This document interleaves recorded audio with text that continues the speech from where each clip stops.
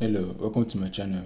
In this lesson, we're going to be focusing on how to identify a matrix that is in reduced row echelon form. So for a matrix to be in reduced row echelon form, it must satisfy these three conditions and then two other conditions. So first of all, let's check these conditions and know whether each of these matrices satisfied it. So for condition number 1, all non-zero rows are above any zero row. So let's start with this matrix A. So as you can see, this row 1 is a non-zero row, like all the entries here or elements here are not zero. So 1 and 7 are not zero. So the same thing is applicable to row 2. All the elements here are not zero. So because they are non-zero rows, they must be above these zero rows.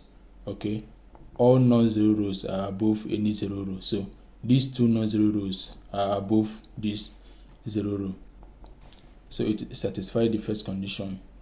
Now for the second condition, each leading entry of a row is to the right of the leading entry of the row above it.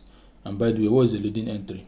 A leading entry is the first non-zero number from the left. So the leading entry in this first row is 1.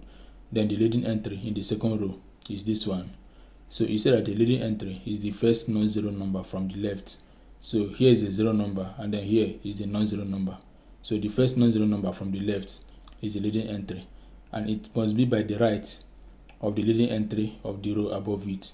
So since this one here is the leading entry of this first row, now this one, which is the leading entry of the second row, must be by the right of the leading entry above it. So what it means to be by the right.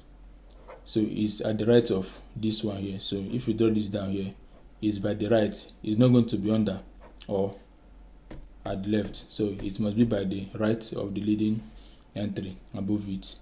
So it satisfies this second condition. Now the third one is that all entries below a leading entry are zeros. So for this first row, the leading entry is 1 and all other entries below it are 0.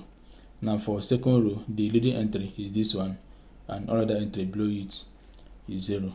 So it satisfies that condition. Now the fourth condition, which it will satisfy to be in reduced row echelon form, is that all the leading entries must be 1. Okay, so as you can see, the leading entry here is 1, the leading entry here is 1. So it satisfies that condition. Now the last but not the least condition for this matrix to be in reduced row echelon form is that all the entries above or below the leading entry must be 0. So as you can see, this is the leading entry. All the entries below it must be 0. This one is the leading entry. All the entries above it and below it must be 0. So automatically this one is in reduced row echelon form. So let's come to this B. All non-zero rows are above any 0 row. So it satisfies the condition because here is the 0 row and it is below the unknown 0 rows. So the condition number 2 states that each leading entry of a row is to the right of the leading entry of the row above it. So for this row 1, this is the leading entry here. Then for row 2, this is the leading entry. Now this leading entry is to the right of the leading entry of this row 1, that's the row above it. So it satisfies the second condition. Now for third condition, all entries below a leading entry are zeros. Again, the entries below this leading entry, which is 1, they are zeros, as you can see here. And then for this leading entry, the entry below it are zeros. Now for the fourth condition, all leading entries must be 1. So as you can see, the leading entry here is 1, the leading entry here is 1. So that condition is met. So for the fourth condition, all the entries below the leading entry and above it must be 0. So as you can see, all the entries below this leading entry are 0. Here is the leading entry, and then this one, all the entry below it and above it are 0. So this matrix is in reduced row echelon form. Now let's consider this matrix C. Now all non-zero rows are above any 0 row. Yes, it made that condition. All of these rows are non-zero rows. So the second one says each leading entry of a row is to the right of the leading entry of the row above it.